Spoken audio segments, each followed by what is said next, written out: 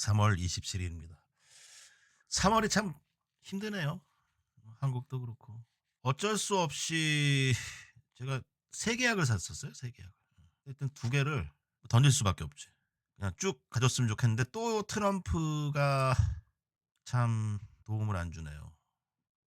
이제는 이제 이런 생각이 들어요. '트럼프가 뭔 사고를 칠까?' 이거 뭐 미국이나 한국이나 주식하는 분들이 무서워서 주식을 하겠습니까?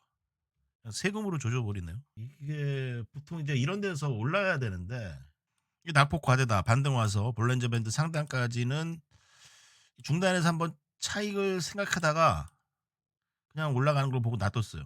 여기까지 가고 나서 뭐 요런 식으로 될 거라고 좀 낙관적으로 생각을 하고 있는데 고통이 어느 정도 지나가고 좀 좋아질 타이밍이 오는가 싶었는데 관세를 또 매긴다 하면서 보면은 이제 반도체 종목들 미국의 엔비디아나 이런 종목들도 이게 빠지면 안 될 자리들을 자꾸 위협하고 있다는 거예요. 질질 흐르는 예를 들어서 엔비디아나 이런 자리들이 이탈되면 안 돼요. 구름대가 강하기 때문에 주봉에서 이걸 깨고 내려가기가 두꺼워요. 보통 이제 일목에서 얇은 곳을 통과한단 말이에요. 근데 지금 투자 심리가 최근에 익스트림 피어에서 피어까지 왔다가 다시 또 분위기가 안 좋습니다. 한국도 어느 정도 저도 이제 뭐 방산주나 특히 조선주들이 갈 게 없잖아요, 한국에. 음식료 쪽이나 뭐 방산주는 많이 갔고 뭐 조선주나 이런 것들이 좀 가야 되는데 이 이탈하는 모습들이 자꾸 보이죠.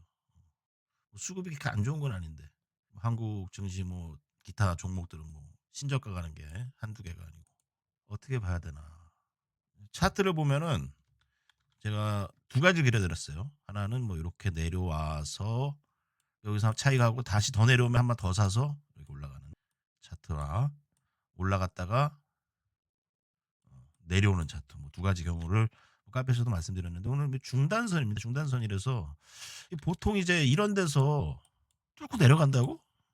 그거는 이제 진짜로 뭐 증시가 좀 약세로 흘러갈 때가 나오는 그림이거든요. 맛이 안 좋습니다. 그래서 나쁜 예감은 이상하게 틀리진 않아요.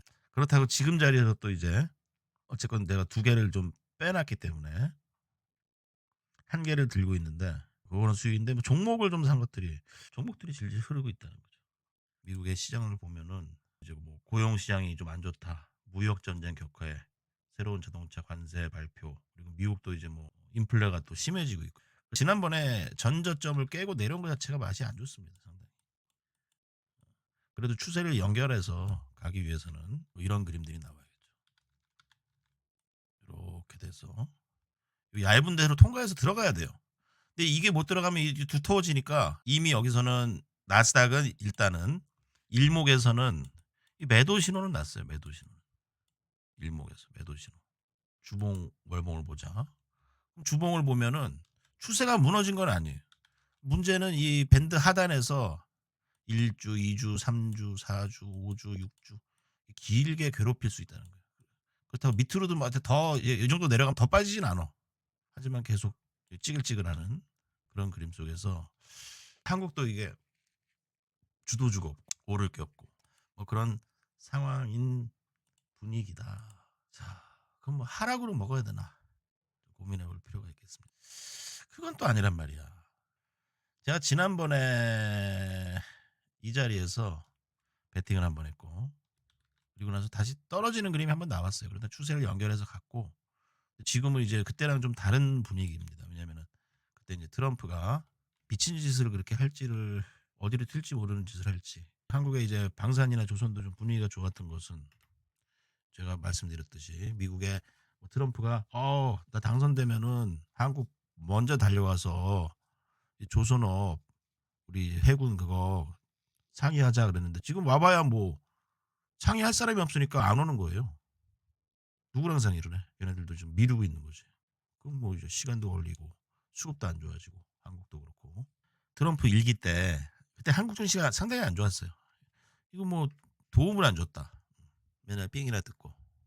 이번에는 이제 자국을 보호하지만 무역 전쟁하고는 그거를 펼친다면은 자기네들도 안 좋거든요. 인플레가 오고 있고. 이 세금을 많이 내면은 미국이 물가가 비싸지는 거예요. 그런 정책을 피는 건 경제적으로 몰라 그게 맞을지 안 맞을지. 맞을 수도 있겠죠, 트럼프가. 근데 어쨌건 미국은 장기적으로는 좋아진다. 그거는 맞다고 이제 그 생각을 확고하게 갖고 있으니까 그걸 바꿀 수가 없죠. 근데 그 맞을 수도 있는 일이고 나중에 보면은 중요한 거는 이제 인플레를 수출하잖아요.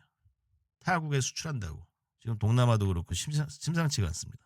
한국도 이 인플레이션이 심상치가 않잖아요. 미국이 수출한 거예요.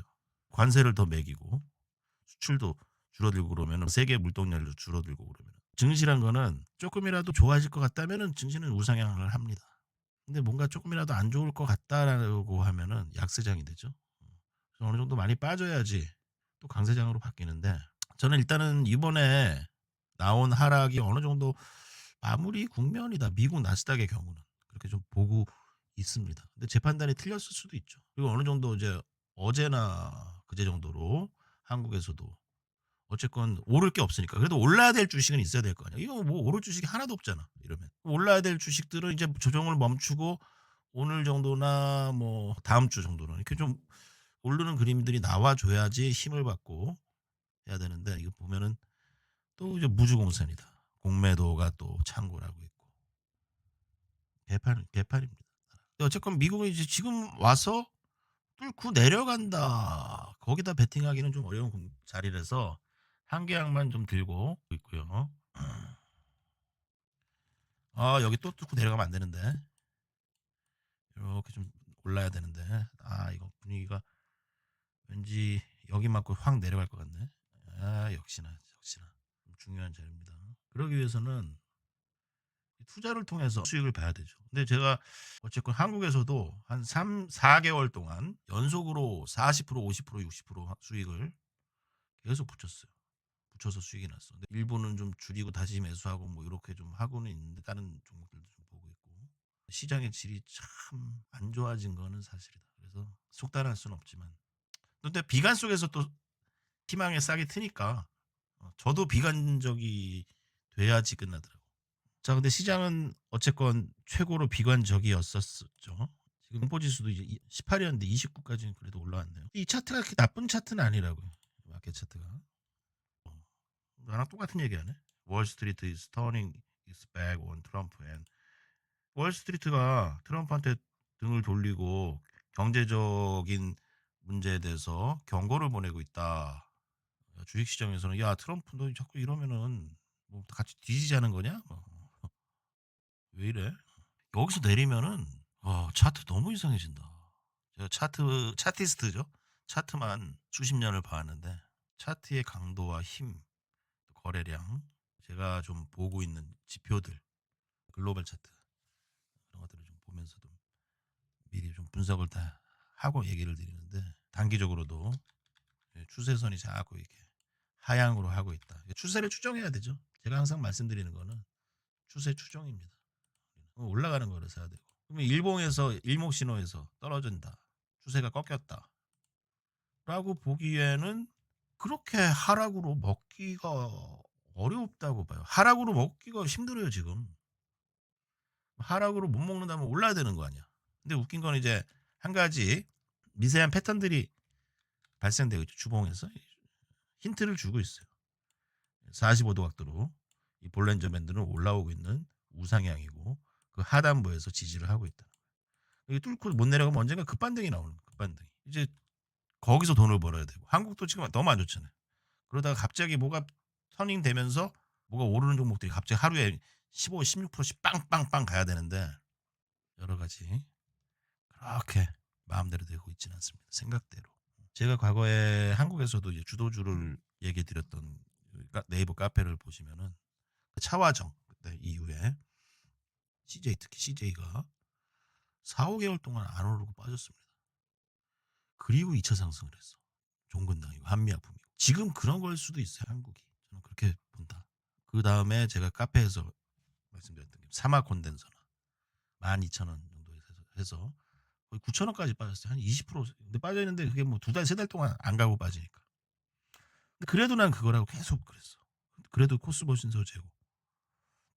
결국 10만 원까지 갔습니다. 근데 중요한 거는 포기할 정도 정도까지 조정이 오고 갔다는 거예요. 그게 어려워요. 오를 건데도 못 먹는다는 얘기죠. 그렇게 어려웠죠.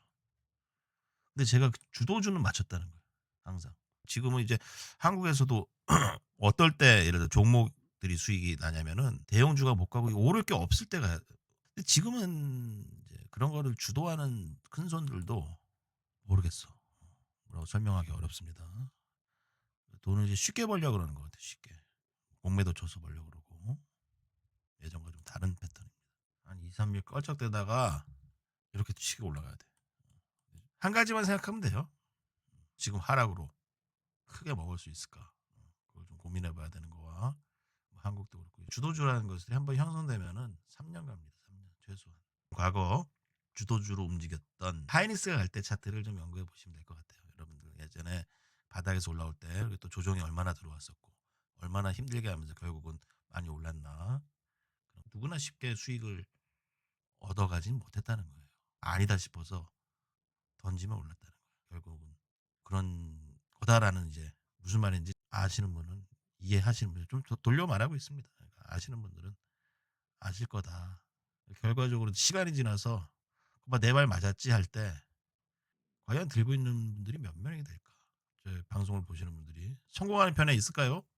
아니면은 실패한 쪽에 가 있을까요? 고민해 볼 문제입니다. 자, 일단 뭐 크게 내릴 것도 없기 때문에 좀 한 계약 정도만 보유하고 뭐 3 개를 샀었다가 너무 쫄렸나 봐 저도. 2 개를 팔았어요. 그냥 한 개만 팔고 2 개를 갖고 있는 편이 나을 수도 있는데 그러니까 결국은 이제 이 말도 그 말이야. 만약 여기서 올라가. 흔들린 거지. 그죠? 저도 흔들린 거야. 사람이니까. 근데 왠지 그럴 것 같은 느낌이 듭니다. 그리고 나서 튀어 올라갈 것 같은. 자, 그렇게 보면서 오늘 좀 지켜보도록 하겠습니다.